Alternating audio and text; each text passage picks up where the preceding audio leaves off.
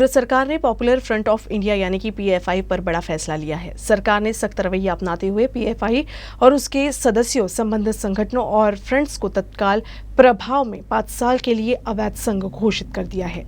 केंद्र सरकार ने पॉपुलर फ्रंट ऑफ इंडिया और उसके सहयोगियों के खिलाफ बड़ी कार्रवाई की है। सरकार ने सख्त रवैया अपनाते हुए पीएफआई और उसके साथ संगठनों को 5 साल की अवधि के लिए अवैध संघ घोषित कर दिया है। बुधवार को इस संगठन को आतंकी फंडिंग से कथित संबंधों के लिए प्रतिबंधित किया गया।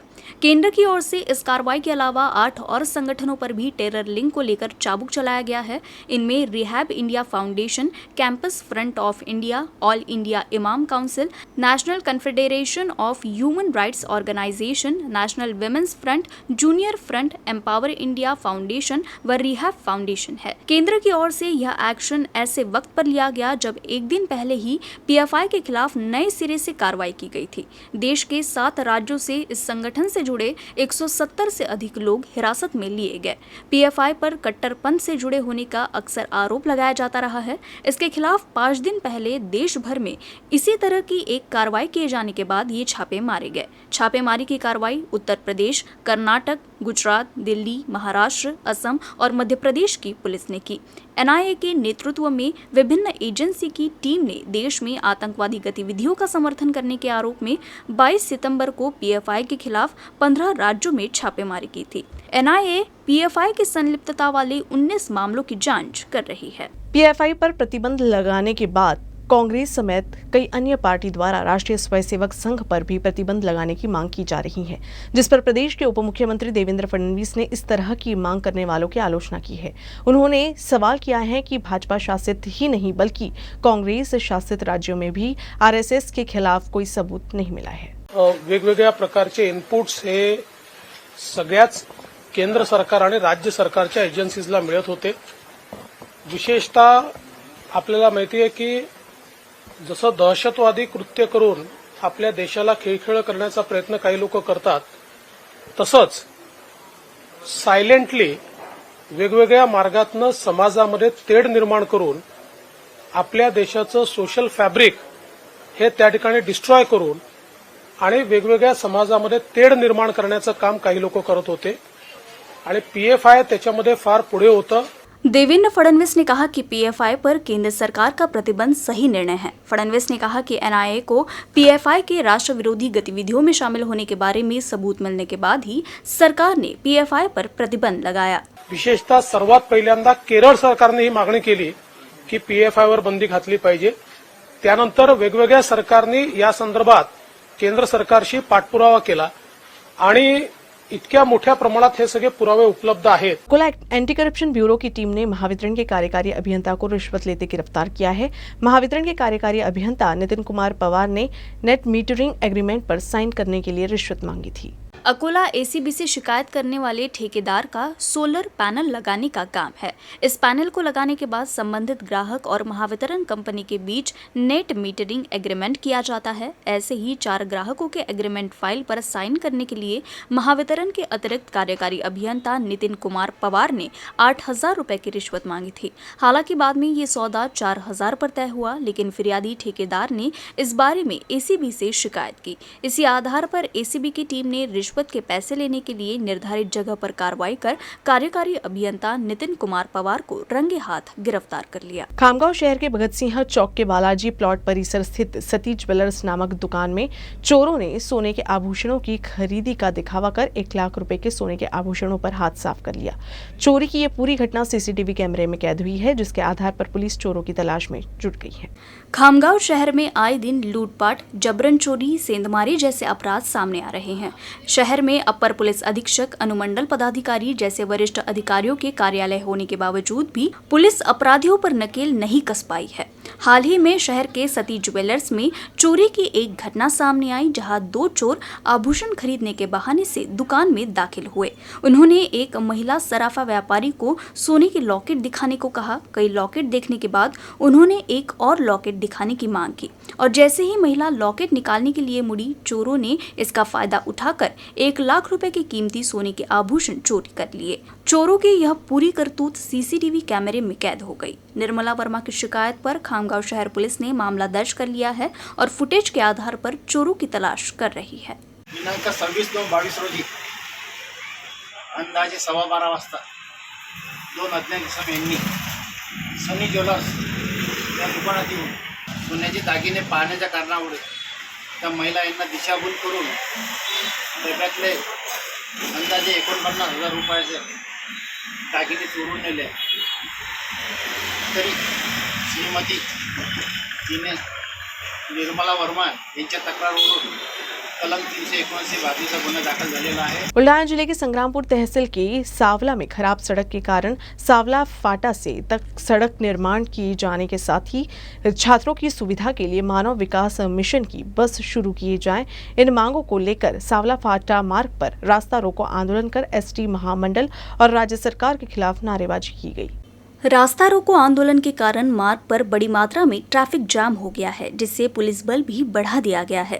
संग्रामपुर तहसील का सावला एक छोटा सा गांव है, इसलिए कॉन्वेंट से लेकर कॉलेज की शिक्षा के लिए निवाना, शेगांव, जलगांव, जामोद जाना पड़ता है। सावला में 3 किलोमीटर की सड़क की खराब स्थिति और छात्रों के लिए एसटी निगम की बस नहीं होने के कारण सभी छात्रों को 3 किलोमीटर पैदल चलना पड़ रहा है। सरकारी प्रशासन लंबे समय से सड़क की मांग को नजरअंदाज कर रहा है, इसलिए गांव में सड़क बनाने और छात्रों के लिए मानव विकास मिशन के तहत सावला से निवाना के लिए बस शुरू करने की मांग को लेकर रास्ता रोको किया गया। शेगांव संग्रामपुर मार्ग पर रास्ता रोको कर विरोध किया गया और राज्य सरकार के खिलाफ नारेबाजी की गई। इस मौके पर सभी छात्र, अभिभावक और सावला के ग्रामीण मौजूद थे। 3 से 4 घंटे के बाद भी एक भी अधिकारी ने आंदोलन को भेंट नहीं दी, तो वही आंदोलनकारियों ने जब तक मांगे पूरी नहीं होती तब तक आंदोलन जारी रखने का निर्णय लिया है।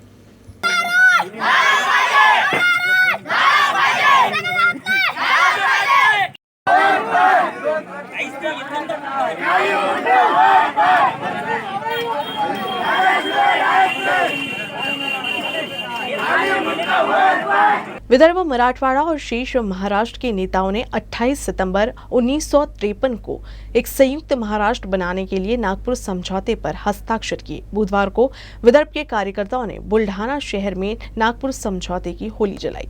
1953 में स्वतंत्रता के बाद विदर्भ को महाराष्ट्र में शामिल करने के लिए एक समझौता किया गया था, लेकिन उस समझौते का क्रियान्वयन अब तक नहीं किया गया। इसके विरोध में विदर्भ राज्य आंदोलन समिति ने बुल्ढाना के सामने एक नागपुर समझौते की होली जलाई। इस अवसर पर विदर्भ राज्य आंदोलन समिति के सदस्य उपस्थित थे। इस दौरान विदर्भ को अलग राज्य बनाने की मांग की गई। स्वातंत्र्यानंतर भारताच्या राज्याची पुनर्रचना करताना 1953 मध्ये नागपूरमध्ये करार झाला होता, महाविदर्भ राज्य स्वतंत्र राज्य राहिले पाहिजे म्हणून, परंतु त्या कराराची अंमलबजावणी नंतरच्या काळामध्ये अद्यापपर्यंत झालेली नाही। म्हणून संघटना विदर्भ राज्य आंदोलन समिति यासाठी आंदोलन करीत आहे। नांदेड़ रेल मंडल कार्यालय से प्राप्त जानकारी के अनुसार तिरुपति अकोला साप्ताहिक ट्रेन 7 अक्टूबर से 28 अक्टूबर तक हर शुक्रवार को तिरुपति स्टेशन से दोपहर 12:30 बजे प्रस्थान करेगी और अगले दिन दोपहर 12:15 पर अकोला स्टेशन पहुंचेगी। साथ ही अकोला तिरुपति साप्ताहिक ट्रेन 9 अक्टूबर से 30 अक्टूबर तक हर रविवार को अकोला स्टेशन से सुबह 8:20 पर प्रस्थान करेगी और अगले दिन सुबह 6:25 पर तिरुपति स्टेशन पहुंचेगी। इन ट्रेनों को दक्षिण मध्य रेलवे प्रशासन द्वारा विस्तारित किए जाने से अकोला के यात्रियों को त्योहारी सीजन के दौरान बड़ी राहत मिली है। घरेलू गैस सिलेंडरों की कालाबाजारी कर उनका व्यावसायिक उपयोग करने के मामले में पुलिस अधीक्षक की विशेष टीम ने मंगलवार दोपहर छापेमारी कर अकोला जिला महिला अस्पताल के सामने से 6 खाद्य विक्रेता और होटल व्यवसायी को हिरासत में लिया है। उनके पास से 1 लाख रुपए का सामान जब्त किया गया है। पुलिस अधीक्षक की विशेष टीम को सूचना मिली थी कि अकोला जिला अस्पताल क्षेत्र के होटल व्यवसायी घरेलू गैस सिलेंडर का व्यावसायिक उपयोग कर रहे हैं। इस सूचना के आधार पर उन्होंने एक साथ 6 स्थानों पर छापेमारी की और बाबाराव मनोहर, शंकर वड़तकर, रतन भिसे, संतोष चतुर, सुखदेव माने और दिनेश शिरसाट को हिरासत में लिया। इनके पास से 1 लाख रुपए के गैस सिलेंडर रेगुलेटर जब्त किए गए। इन 6 लोगों के खिलाफ रामदासपेट थाने में विभिन्न धाराओं के तहत मामला दर्ज किया गया है। खामगांव शेगांव मार्ग पर मानव धर्म आश्रम के पास टायर फटने से एक तेज रफ्तार यात्री कार पलट गई। वो तो गनीमत रही कि गाड़ी में एयरबैग खुलने से कार चालक बाल बाल बच गया। ये हादसा पास के एक होटल में लगे सीसीटीवी कैमरे में कैद हुआ है। मंगलवार की शाम एक कार शेगांव से खामगांव आ रही थी। इसी दौरान अचानक कार का टायर फटने से चालक ने वाहन पर से नियंत्रण खो दिया और कार स्पीड ब्रेकर पर से उछलकर पलट गई। गनीमत रही कि कार का एयर बैग खुलने से चालक बाल बाल बच गया। घटना की सूचना मिलने पर पुलिस की टीम मौके पर पहुंची। चालक को सुरक्षित बाहर निकाल लिया गया। बाद में पुलिस ने लोगों की मदद से कार को घटनास्थल से हटाया।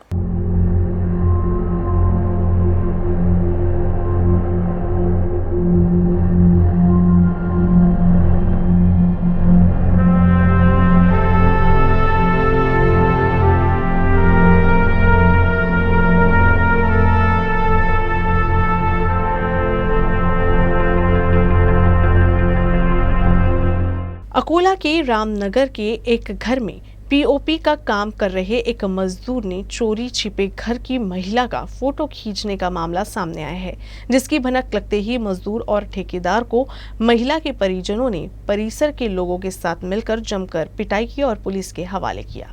अकोला के सिटी कोतवाली थाना अंतर्गत रामनगर में एक मकान में पीओपी करने के दौरान एक मजदूर ने चुपके से अपने मोबाइल फोन में महिला की तस्वीरें ले ली। उसकी इस हरकत को एक लड़की ने देखा और उसने यह बात घर के अन्य सदस्यों को बताई। परिवार के अन्य सदस्यों ने जब मजदूर का मोबाइल फोन देखा तो उन्हें घर की महिलाओं की तस्वीरें मिली। इस बारे में पूछे जाने पर मजदूर और ठेकेदार द्वारा संतोषजनक जवाब नहीं मिलने से परिवार और आसपास के लोगों ने ठेकेदार समेत मजदूर को खूब पीटा।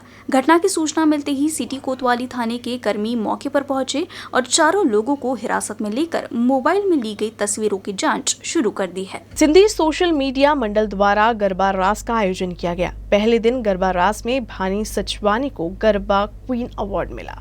गायत्री भवन आदर्श कॉलोनी में सिंधी सोशल महिला मंडल द्वारा आयोजित गरबा रास का आयोजन किया गया। गरबा रास के पहले दिन उत्कृष्ट लयबद्ध गरबा कर जजों और दर्शकों का दिल जीतने वाली भानी सचवानी को गरबा क्वीन अवार्ड मिला। पहले दिन गरबा में 2 ग्रुप बनाए गए थे। इन दोनों ग्रुप से पहले, दूसरे और तीसरे विजेताओं का चयन किया गया।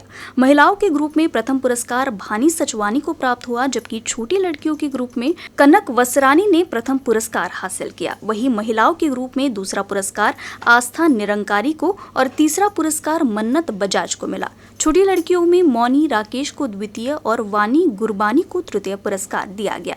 यह पुरस्कार तरुण क्रॉकरी एंड मेटल के मालिक सुनील जसवानी, अनिल जसवानी, वर्षा मोटर्स के मालिक सुनील साधवानी की ओर से प्रदान किया गया।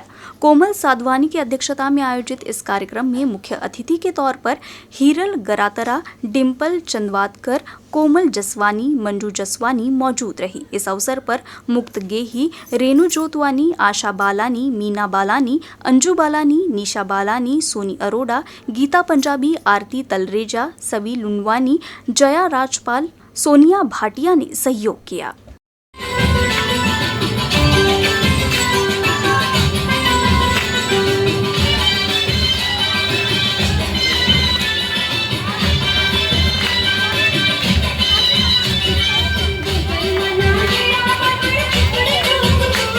मिलिट्री स्कूल के छात्रों को वर्दी में कुर्सी और सोफा उठाने के लिए कहा गया। ये घटना अकोला के अकोट में हुई। कार्यक्रम में मिलिट्री स्कूल के छात्रों को वर्दी में कुर्सियों और सोफों को उठाने के लिए कहा गया। ये घटना अकोला के अकोट की है। कांग्रेस के पूर्व मंत्री सुधाकर गणगणे का जन्म शताब्दी समारोह अकोट में आयोजित किया गया था।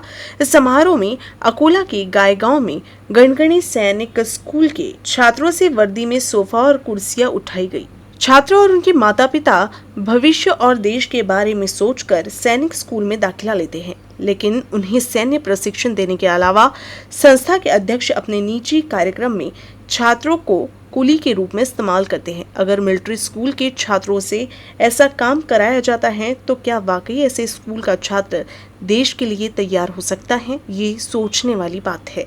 न्यूज रूम से बस इतना ही। खबरों का सिलसिला यूं ही चलता रहेगा। अब देखते रहिएगा UCN न्यूज अकोला।